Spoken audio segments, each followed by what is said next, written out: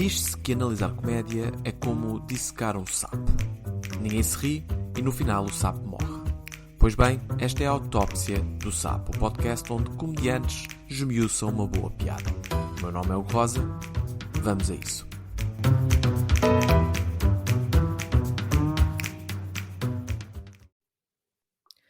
O convidado de hoje fez stand-up comedy pela primeira vez em 2010, apesar do próprio confessar que apenas o faz regularmente há 4 anos.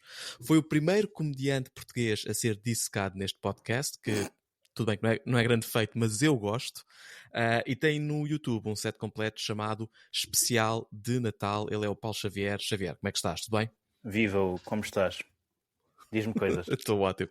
Diz-me tu coisas, porque tu quando partilhaste comigo, eu fiz stand-up em 2010.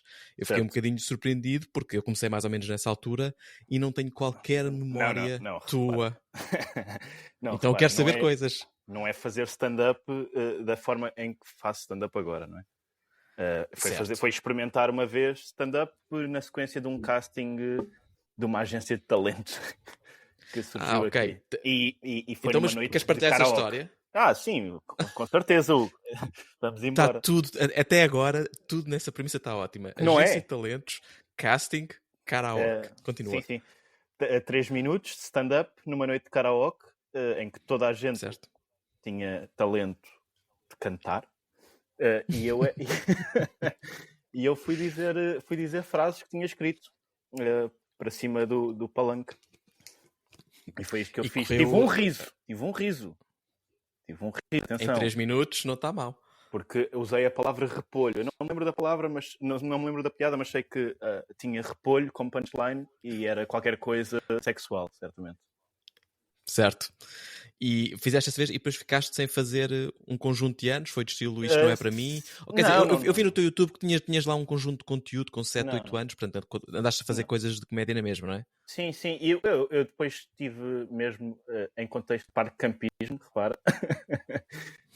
Fiz várias atuações amadoras, às vezes acompanhado com um amigo meu, e fiz stand-up também em contexto privado, ou seja, para amigos. Ok, certo. Pronto, mas não fiz durante anos uma coisa formal, até porque depois fui atleta e tal durante muitos anos. Verdade. E, portanto, só quando abandonei o atletismo é que ponderei, de facto, começar a fazer stand-up, e mesmo assim ainda demorou um períodozinho. Que começou de lá está, em 2019. Diz isto, termina, desculpa. Foi isso. Começou em 19, depois não atuei muito tempo e só com o Comedy Club, com o advento do Comedy Club de novo, é que comecei a atuar regularmente. Eu ia dizer que é giro teres falado que fazias no contexto do campismo, porque às vezes há vou usar a palavra circuitos de uma forma muito lata. Há subcircuitos de cenas que uma pessoa nem tem conhecimento. Há os, como é que é? Há os barcos que vão para navegar no mar. Sim, cruzeiros. Cruzeiros, obrigado. Estou reunido há 2 semanas, não tenho palavras em português. Há os cruzeiros, acho que é a Taylor Tomlinson que fala sobre atuar em igrejas, que ela fazia imensas igrejas. Portanto, é giro a ver. Eu gosto sempre de conhecer estes pequenos submundos que... Sim, mas repara que isto não era para comédia. Isto era uma coisa em que havia um palco aberto a tudo que pudesse existir e nós íamos para lá dizer coisas. Fazer palhaçadas. Atenção, para muita gente. Durante muito tempo eram as minhas atuações para mais gente. Aquilo às vezes reunia 500 pessoas, 600 pessoas.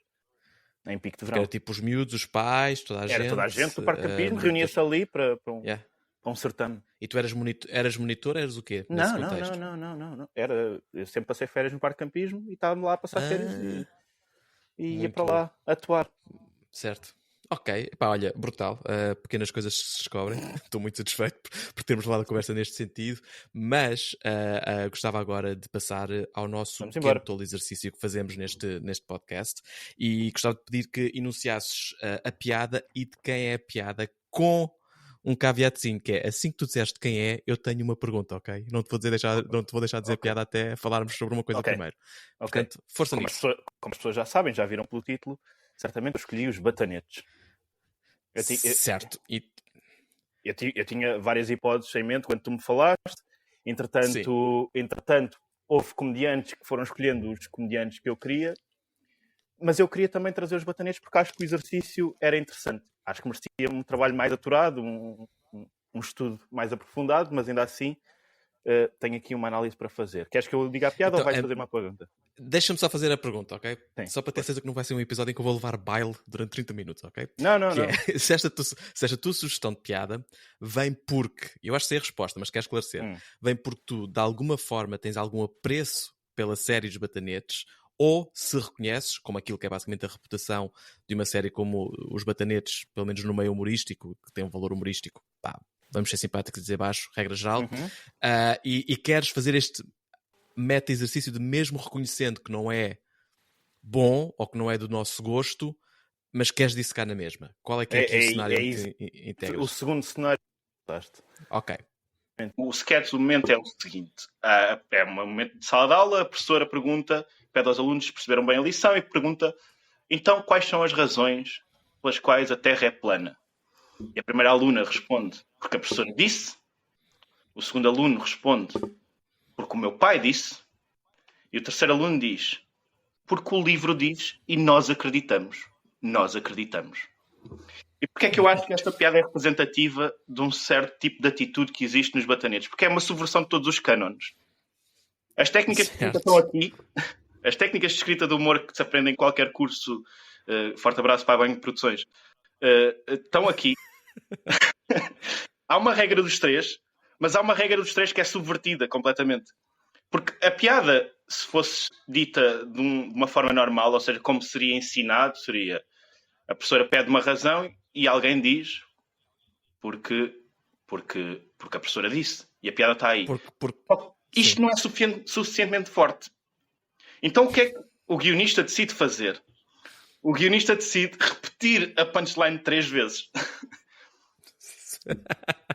Sendo que a terceira não surpreende. E eu acho que é aqui que está a surpresa. Isto para mim é uma atitude de provocação para com o espectador e para com os próprios guionistas de comédia, ou escritores de comédia ou humoristas. Sim. Eu acho que isto, de uma forma geral, como em muitos sketches, goza com a nossa cara. E eu gosto disso. Eu acho que esta é uma atitude vanguardista. Isto é quase... Isto está muito próximo do Andy Kaufman, em certo sentido. Ok, que frase. Consegues fazer uma frase um bocadinho maior ainda do que essa? E eu gosto disto, porque se a piada fosse só porque a professora disse, que é o que acontece em muitas das piadas, pelo meio, nos episódios, eu estive a rever alguns, e há muitas piadas, sobretudo de duplos sentidos, sobretudo, ou de más interpretações do interlocutor, ou seja, o interlocutor diz qualquer coisa e, portanto, e nós compreendemos intencionalmente mal aquilo que foi perguntado e respondemos de outra forma com duplo sentido. Que é a base de muitas piadas com outros formatos, vamos dizer isso assim. Mesmo. Não é para stand-up, o que não falta é isso. Eu acho que é isso, era exatamente aí que eu queria chegar. Eu acho que em várias piadas a escrita não é menos sofisticada do que muitos dos humoristas renomados que nós conhecemos. Não é? Certo. Pois o que é que diferencia os Batanetes? É que há toda uma mise-en-scène, há uma utilização do kitsch, que eu gosto muito, e pelo qual eu tenho muito apreço, há extravagância, há uma decorrência... Há hipérbole em tudo, não é? Na atuação, na entrega, sim. Há personagens... é muito devedora de vários tipos de escrita, primeiro da cultura oral, obviamente, das anedotas e tudo mais, sim. Mas mesmo da escrita literária, também vai buscar aí. E há a noção de personagens tipo, não é? Há o bêbado, há o não sei o quê. E se o bêbado é bêbado, o bêbado não vai estar a beber um copo. O bêbado vai estar a beber um copo assim. Certo, é verdade. Eu estive a ver um ou dois antes disto, só para me recordar, e apanhei uma moça a beber copos gigantes sempre. Exatamente, e é isso. Da personagem. E eu... Espera aí. Porque há uma coisa que eu acho que é importante, que é tu escolheste, dentro do universo de piadas dos Batanetes, escolheste provavelmente a única ou das poucas em que eles fazem um bocadinho de meta-humor, não é? Em que eles reconhecem consigo mesmo. Eu não acho que seja das poucas. Achas que não? Achas que eles fazem isso muitas vezes? Eu acho que há muitas piadas em que há uma autoconsciência latente. E eu acho... E isso é intenso. E eu não acho... Ou seja, muitas das pessoas tenderão a achar que é involuntário. Eu acho que há uma intenção de gozar com a nossa cara. E eu gosto disso. Eu acho que há um exercício de estilo em muitas das piadas e é por isso que eu considero os batanetes um objeto de humor de vanguarda. É assim, tu podes dizer isso, mas agora deixa-me fazer um bocadinho também de advogado do diabo. Eu vi um sketch em que era um jovem que ia saltar e estava o Vítor de Sousa, no seu personagem de polícia cá em baixo, a dizer: você não salte, pensa nos seus pais, eles já morreram. Pensa nos seus filhos, não tenho. Pensa não sei o quê, não tenho. Pensa no Porto, foi campeão, eu sou do Benfica. Então também pode morrer. Pronto, ele afasta-se e o gajo salta. Não me vais dizer que existe aqui nenhum subterfúgio, alguma coisa escondida que diferente. Neste caso é literalmente um, é só é do Porto, sou do Benfica, ele que morra, não é? Sim. Mas repara, atenção, isso é verdade, completamente, mas repara na ousadia de trazer suicídio para o horário nobre. Não sei, desculpa lá, não, porque é completamente sei lá, é jocoso, não é uma coisa tratada com um tema. Só porque não é um gajo de blazer preto ou de casaco de cabedal a dizer coisas com uma cara fechada, não se está a falar. Não é preciso ser isso. Sátira em comédia pode ser feita em que tu levantas temas pertinentes e discutes temas pertinentes e incluis comédia, digamos, nisso. Basta pensar nos casos, calhar, pensando em sátira política, que se calhar que é mais fácil, que é o Daily Show, os Last Week Tonights, etc. Não é? Tu fazes isso e não é sobre o pretexto de dizer, não repare, ou neste caso não é o pretexto de dizer que este gajo disse, não, trouxe o tema do suicídio para a televisão, que torna o tema nobre ou sketch nobre, não é? Não. Fundamento... Exatamente. Por isso é que eu acho que isso desmonta uma série de ideias feitas sobre tipos de humor. Ou seja, eu não acho que os temas, por exemplo, definam a nobreza, usaste o termo nobre, a nobreza de um objeto humorístico, ou a valia, ou a sofisticação. Ou seja, eu acho que pode ser muito embrincado e sofisticado e tudo mais sobre temas absolutamente comezinhos, e pode ser raso com temas de maior nomeada, como é o caso. Mas eu acho que, apesar de tudo, há um arrojo e uma ousadia que eu hoje em dia não vejo tanto em trazer temas. Todos os temas proibidos estão lá nos batanetes. Todos. Sim, haviam de religião, suicídio, violação, pedofilia. Estão todos. Há sketches sobre todos os temas. Só que são tratados de uma forma. A base dos batanetes e se calhar na realidade é esse o meu verdadeiro problema com conteúdo como o Batanetes, que eu nem soube, mas supostamente houve uma versão nova o ano passado que voltou, não é? Menos boa. Ok. E eu acho que o meu tema com os Batanetes é que alimenta-se basicamente aquilo que são, na sua maioria, andotas. E as andotas são de fora público hoje em dia. Não sabes onde é que elas vêm, quem é que as fizeram. Está perdido, digamos, a autoria, a componente criativa da coisa. Então eu acho que isto os Batanetes para mim são sintomáticos de vários males da televisão portuguesa, ou pelo menos de coisas que eu não aprecio na televisão portuguesa, que principalmente é o atalhar caminho.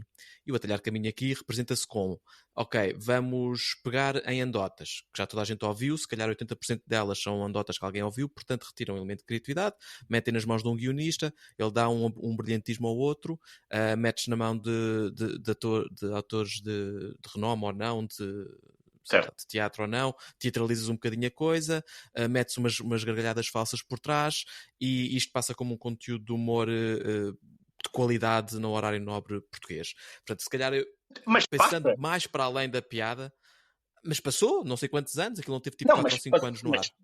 O facto de passar não é sinónimo de ser tomado como um conteúdo de qualidade. Ok, pode não ser passado, mas então a questão coloca-se de porque é que qualidade, e aqui a conversa é um bocadinho maior, eu percebo isso, temos que voltar aos Batanetes, mas porque é que qualidade não é um critério para aquilo que nós exigimos da nossa televisão, e podemos discutir público-alvo no que toca aos Batanetes.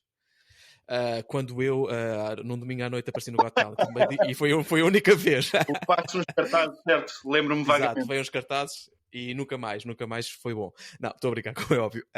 Eu percebo isso. Não é suposto ser valor nisto. Há um valor social,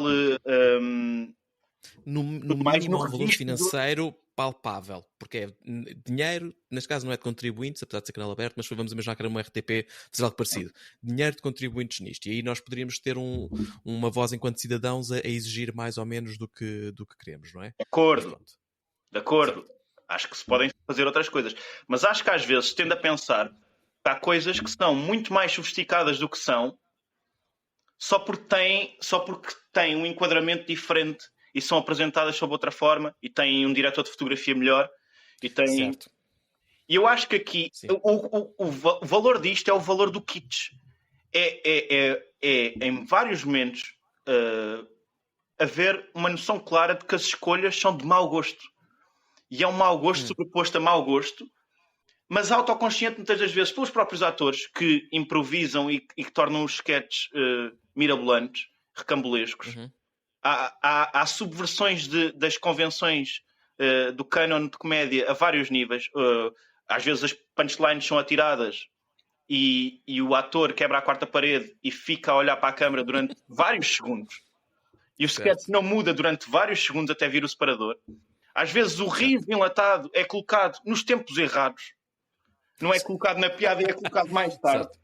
Eu acho que tudo isso é hilariante de um ponto de vista de análise. E a mim é isso que me faz...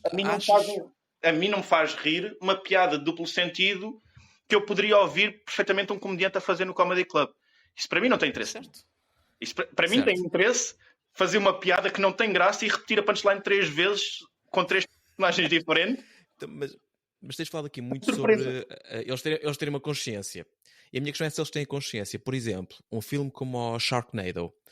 Eu acho que toda a gente envolvida naquela produção, a série de filmes de Sharknado, aliás, tem consciência de que está a fazer um filme de que não é um, como é que eles chamam? Um B... Não é B-film, mas tem assim uma coisa, B-series film, uma coisa de estilo. Né? Série B, nem mais. E que é esse o público-alvo, que não vai ser um filme necessariamente de grande sucesso, mas vai se calhar com sorte apanhar um following culto. É ridículo na premissa, é ridículo nas entregas, é ridículo nas performances, é ridículo nas escolhas editoriais, realização, tudo e tudo. E eles, acho que dá a ideia que sabem de ponta a ponta que isto é verdade. Tu estás a afirmar que é este o mesmo caso com os Batanetes, que toda a gente envolvida naquela produção sabe que tem o ridículo de ponta a ponta na forma que está a escolher para fazer comédia. Ficaria muito desiludido se alguém se levasse a sério nos Batanetes. E achasse que... Eu acho que é óbvio. Eu acho que é óbvio que eles sabem o que é que estão a fazer. Eu acho que é óbvio que eles têm perfeita noção do tipo de textos que levam para a cena, do que é que vão representar, e só isso é que justifica os inúmeros movimentos bizarríssimos que existem em sketches. Haver personagens que saltam, que de repente há um merceeiro que faz parkour. Não é? E eu acho que é isso que diferencia, por exemplo, de outros produtos, diferencia os Batanetes de outros produtos televisivos, e não tenho pudor em chamar-lhes produtos, porque são produtos neste caso. Se fosse um objeto artístico, eu daria outro nome. Mas aqui são mesmo produtos televisivos. E eu acho que é isso que o diferencia de Malucos do Riso, do Tonecas, que têm muitas piadas do mesmo estilo, do mesmo formato, mas não têm a subversão. Ok, podes advogar que nos Malucos do Riso também há a quebra de quarta parede por vezes e há um pescar de olho para a câmara. Não, eu até iria mais longe, se calhar, com o Tonecas. A grande diferença é que se calhar nos Malucos do Riso e nos Batanetes são coisas de um minuto e meio, soltos, pegados em dotas que nós conhecemos, mas as lições do Tonecas, para todo efeito, são baseadas em livros, em histórias. As cenas são um bocadinho, não vou dizer complexas nem de estudo, mas é quase que, vamos dizer, teatro ou o que quer que seja. Podemos discutir na mesma ou não o mérito da parte cómica, mas ao menos reconheço mais valor, e se calhar é aqui a parte que eu tenho que lutar comigo mesmo, reconheço mais valor na forma, como o fazem. Mas é isso, é que eu acho que formalmente... É esse o meu preconceito. Eu percebo, mas eu acho que formalmente os Batanetes têm muito mais interesse. Precisamente por isso, pelo lado de provocação, que é o que me interessa em geral em humor e em arte, é a provocação, a subversão de cânones. Claro que tu tens de os conhecer primeiro, e provavelmente algumas das coisas passam ao lado do grande público porque não têm noção dessas questões. Mas lá está, é só olhar para uma piada básica destas, que é, há aqui uma regra dos 3, em que eles decidem fazer uma regra dos 3 em que não surpreendem na terceira. E isso não pode ser casuístico. Isto é uma decisão. Isto é, eu conheço a regra e vou decidir não embarcar nela. É olhar para uma piada que dizem, isto não é suficientemente forte. Como é que nós vamos resolver isso? É repeti-la 3 vezes. Não estás a ser um bocadinho de cherry picking, se calhar, porque escolheste um... Lá está, eu sequer não vi suficiente, disse que fiz episódios completos, não? Eu vi basicamente 7 ou 8 sketches soltos, e o único onde eu identifico esse padrão que tu me estás a dar é aquele que tu acabaste de me dar, ok? Todos os outros eu só vi, preconceituosamente ou não, o padrão que eu já conhecia dos Batanetes. Mas também não haverá aqui um bocadinho de cherry picking para fazer isso um movimento maior? Há sketches declaradamente sem piada que a opção que eles tomam para resolver o sketch, eu não sei aqui se a opção é tomada pelo realizador, se é pelos guionistas. Eu creio que eu fui ver os guionistas que apareciam na maior parte dos episódios que eu vi, era só Fernando Heitor. Certo. Não sei se foi Fernando Heitor que escreveu tudo, mas ou que foi reescrever de livros de anedotas. Mas, e não sei de quem é que são as decisões de realização, de estilo, de tudo mais. Agora, eu sei que acontece muitas das vezes as piadas não serem concluídas, ou serem mal concluídas, ou serem deliberadamente más, e isso ser resolvido com um exercício autorreferencial.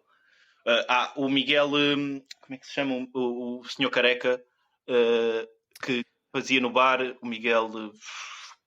Estou a ver o nome, mas não estou a ver estou a ver a cara, mas não estou a ver o nome, sim. Aquela figura, ele tem sketches em que acaba com uma placa a dizer rir, em que faz de betão. Certo. Ele faz de betão dentro do próprio sketch. Certo. Portanto, não podes dizer que isto não existe. Isto não existe no prédio do Vasco. Isto não existe no do Riso. Isto é uma componente nova. Isto há uma noção de bizarria que não existe no outro, um olhar autoconsciente. Ok. Isso existe muito por parte dos atores, e eu lembro-me de ouvir entrevistas, ou passagens de entrevistas em que falavam sobre isso, pessoas que trabalharam na série, como a Castelo Branco, acho eu, e deles dizerem que se divertiam muito a fazer e que brincavam com a própria noção do sketch. Aquilo tem uma lógica lúdica muito interessante. Claro que depois tem muitas piadas de encher chouriços pelo meio, obviamente. Essas não me interessam assim tanto. Interessam-me as vezes em que eles brincam com o próprio formato. Eu acho que há, de facto, uma brincadeira com o próprio formato. Eu acho que a certo nível há um arrojo, há uma ousadia que eu não reconheço na maior parte dos comediantes atuais e na maior parte dos objetos culturais, humorísticos ou culturais, que são feitos hoje em dia. E eu acho que podemos ter qualquer coisa a aprender com isto. Não necessariamente o tipo de piadas, mas uma certa atitude. E acho que há uma atitude inspiradora nos Batanetes. Uau, não estava à espera de ouvir isso, confesso. Mas essa subversão, não é? Agora fazendo aqui novamente advogado do diabo, essa subversão, e vou comprar o teu argumento, e estou a ser honesto contigo que não estou a comprar na totalidade, mas vou comprar o teu argumento. Embora, é disso que existe uma componente de subversão que os Batanetes executam com propósito. Para existir subversão tem que haver um conhecimento geral primeiro do que é o padrão, do que é o normal, do que é o comum. E isso é verdade nos Batanetes, é verdade em stand-up comedy. Tu conheces o Nuno Mesquita, certo? Imagino eu. Já estás com ele. Seria um ótimo ator de Batanetes. Sim. Não, eu acho que ele e o David Cristina estão prestes a lançar uma sitcom. Deviam, no prática, se não têm, deviam lançar. Mas o Nuno Mesquita tinha uma cena, ele também é um gajo de subversão, não é? E o Nuno Mesquita tinha uma cena que eu me cagava a rir no Comedy Club antigo, em que ele só podia fazer porque ele não era o primeiro a fazer naquela noite, não era o primeiro comediante. Porque ele fazia uma cena que fazia o set dele e depois quando dava já a ideia que estava a terminar, ele dizia: ok, malta, quero que recebam agora com um grande aplauso a minha próxima piada. Certo. Isto só acontece porque as pessoas já ouviram 3 vezes naquela noite, e se calhar noutras noites de stand-up comedy, a lenga-lenga que todos nós fazemos quando estamos a tornar o espetáculo. Malta, foi o meu tempo, obrigado, recebam agora com um enorme aplauso Paulo Xavier. Esta piada não funciona em mais nenhuma situação. Portanto, subversão tem uma relação simbiótica, não é? Com a conformidade. E há conformidade mais interessante do que outra, é isso que eu estou a dizer. Não sei se é assim uma coisa um bocadinho, sei lá, sensal de dizer, mas a conformidade que os Batanetes me dão dá muito pouco prazer, por comparação se calhar com a conformidade de um bom programa de sketches a sério, com material escrito, criado, conduzido por guionistas que tinham um propósito em fazê-lo, para além do vou buscar estas 4 anedotas, meter umas merdinhas para o meio, meter uns personagens e cá vai disto um programa que vou pagar a não sei quantos atores. Sem dúvida. Eu não estou a defender, atenção, que era isto que eu gostaria de fazer enquanto comediante, Ok, este meu registro. Falaste no Nuno Mesquita, foi um bom exemplo, porque era um das pessoas, dos humoristas que eu podia ter trazido. Era um dos meus nomes, mas depois, sim. Não sei se alguém falou já do Mesquita, não? Não, acho que é a primeira menção neste podcast, portanto, sucesso a caminho. Mas eu achei que era um bocado óbvio a trazer o Mesquita. Ok. Eu achei que era um bocado óbvio. E como já tinham trazido o Siquei, o Jezelnik, o Paulo Xavier, eu achei que também tinha de ir para outro campo. Certo. E eu achei que era, mesmo pela perspectiva de jogo, pela perspectiva de defender um ponto que aparentemente parece indefensável, esse exercício pode ter mais interesse. E eu genuinamente acredito nisto. Acredito que há algumas coisas nos batanetes que são pérolas e que ficaram ali e não saíram dali. Não há noutro tipo de formatos, e acho que há uma brincadeira com a solenidade excessiva de outro tipo de formatos humorísticos. Às vezes o comediante tem essa tendência de sentir-se mais meia culpa, sentir-se mais importante do que aquilo que é. Nos batanetes não há isso. Eles não se levam a sério de uma ponta à outra. E eu acho que isso é refrescante.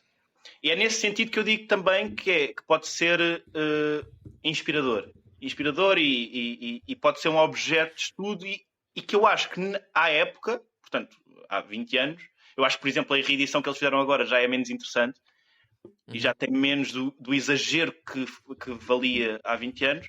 Eu acho que à época aquilo, de facto, veio romper com qualquer coisa, estando dentro dos moldes habituais e desinteressantes das outras séries todas que existiam do estilo. Sim. Mas tinham componentes que, de facto, eram interessantes pela bizarria, pelo estranhamento, por algum desconforto até que causavam.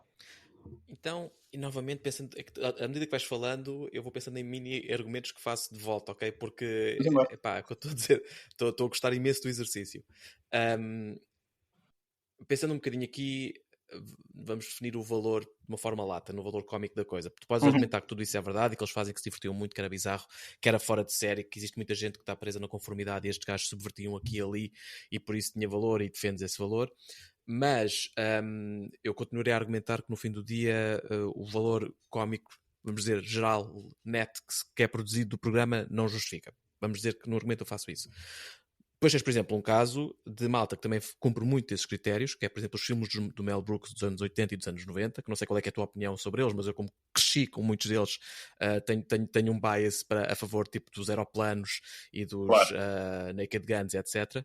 Mas eram filmes que, por si, cumprem muitos dos critérios que tu acabaste de me dar, e que, pelo menos pelo simples facto de serem originais, acho que têm muito mais valor. Portanto, eles eram bizarros, eles exageravam, não se levavam a sério, os personagens eram totós, satirizavam formatos ou estilos de filmes, pelo menos que existiam. As piadas, se tu vês um filme, é basicamente sempre a mesma piada, é pegar numa coisa que é dita e encontrar o duplo sentido da coisa e fazer. É isso, é que há montes, desculpa, Hugo, estou a interromper, desculpa, mas há montes de piadas em que tu identificas o mesmo tipo de escrita. A escrita não é muito diferente, não diz assim tanto.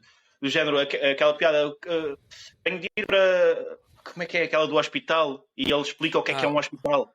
Sim, we need to go to a hospital. The patient's sick, we need to go to the hospital. What is it? It's a big building where people save lives, lá lá, sim. Há imensas piadas isto, literalmente uma vez a cada 5 minutos. Uma vez a cada 5 minutos tens uma piada dessas, sim. Mas há imensas piadas desse estilo nos batanetes. Agora, são feitas com um acting deliberadamente mau, com um cenário estranho, com maus planos, com maus enquadramentos. Eu acho que nem tudo isto é obra do acaso. Acho que é falta de competência, não é? Em alguns casos pode ser falta de competência, é madurismo, pressão de tempo, enfim, temos de gravar isto, temos de cumprir estes episódios. Claro que sim, há esse lado. Sim. De se entregar um produto televisivo, e é um produto televisivo. E, portanto, não há tempo para fazer melhor. Mas, em algumas das coisas, eu acho que deve ser... e se metêssemos agora que este gajo que vai estar a dizer uma coisa completamente corriqueira, mas vai estar a ler Em Busca do Tempo Perdido de Marcel Proust. Isto acontece. E tu vês estes pormenores. De repente há uma personagem que está a ler Dostoiévski. Mas está a dizer uma coisa que não tem nada a ver. E está a fazer um comentário completamente... ordinário sobre uma senhora, um humor completamente gratuito. Sim. Eu acho que é por esse contraste e que se tu estiveres atento a alguns detalhes, são detalhes claramente opção estilística. Ele podia, se a pessoa está a ler, a pessoa pode estar a ler um jornal qualquer. Mas porquê é que meteu a ler Marcel Proust? Porque é que acho que há escolhas e há uma noção de que aquilo vai ser olhado com desdém por uma certa elite e que se calhar não vai ser inteiramente compreendido por classes mais baixas, mas ao mesmo tempo joga nesse limbo e brinca com uns e brinca com outros. E eu acho que isso é interessante, essa coisa de provocar o espectador, está a compreender e de certa forma tentar também agradar às massas. E isso é que é um programa que passou em horário nobre de um canal privado. Atenção, lá está, se a RTP metesse 200 mil euros para fazer esta série e não para fazer a minha, eu também ficava chateado. Mas é a TVI e aquilo tem pérolas pelo meio. Claro que é baixa cultura, claro que é fácil na maior parte das vezes, é kitsch, mas eu tenho um gosto particular pelo kitsch. E dentro do kitsch eu acho que é do mais interessante que existiu na televisão portuguesa. Eu não vou dizer que comprei o teu argumento hoje aqui, mas prometo olhar com outros olhos, mas não consigo ultrapassar ainda a cena do Andy Kaufman que tu fizeste ao início. Eu sei que fizeste pelo choque, não é? Não, mas repara, quando há uma punchline e tu dizes a punchline que não tem graça e ficas 10 segundos a andar numa passadeira enquanto estão risos enlatados durante 10 segundos. Sim. Isto é uma atitude de provocação para o espectador. Isto é gozar com a cara do espectador. Eu gosto de ser gozado. Eu, enquanto espectador, é disso que gosto. Eu não gosto que me façam festinhas, que me acariciem. E apesar de que, obviamente, os batanetes é um objeto de consolo. É comida de conforto. Mas eu gosto que haja, dentro dessa comida de conforto, haja momentos em que estão-me a provocar e estão-me a interpelar diretamente. Quase como, olha aqui isto que nós estamos a fazer. Nós podíamos fazer desta forma, mas estamos a fazer desta, e se tu compreendeste, percebeste que gozarmos com a tua cara. Eu gosto disso. Eu, enquanto espectador, gosto que um humorista me provoque. Portanto, também gosto que um objeto destes, que é de baixa cultura e que é reles e que é tendencialmente fraco, me provoque qualquer coisa e que às vezes provoca mais do que objetos humorísticos que vêm... enfim, com um embrulho muito mais requintado, mas cujo sumo não é assim tão mais denso do que isto. Sim. Olha, muito obrigado por ter trazido os batanetes, porque acho que possivelmente, eu acho que és provavelmente a única pessoa, eu normalmente faço sempre aqui, eu consigo fazer um paralelo qualquer entre o convidado e o objeto que foi escolhido para ser dissecado, não é? Aqui é mais difícil, mas acho que está lá, não é? Tu próprio já disseste explicitamente que é a tua vontade ou o teu gosto em ver pessoas com este elemento subversivo e não uma coisa tão padronizada. Vou fazer um exercício para ser melhor no que toca aos batanetes daqui em diante, é a única promessa que eu te posso deixar. Vou ser menos preconceituoso, melhor enquanto preconceituoso. Aproveita essa oportunidade para melhorares enquanto pessoa. Porque tenho muito preconceito em mim, mas pronto, obrigado por teres trazido os batanetes. É para isso que estamos. Vamos nos vendo por aí nos comedy clubs da vida a atuar. Aliás, quem possa não conhecer o Paulo Xavier pode ver o seu set especial de Natal, no qual ele não menciona o Natal, no YouTube. Lançaste-o há cerca de um ano atrás, não é? 2 anos, se calhar, já quase. Sim, é de lançar mais cedo ou mais tarde, de lançar outros com o material que tenho feito e pronto. Boa, pronto, então é estar atentos ou encontrá-lo por aí nas inúmeras noites de comédia, que o Paulo está sempre em quase todas e bem. Todas, estou em todas. Olha, grande abraço, pá, muito obrigado. Grande abraço, muito obrigado pelo convite.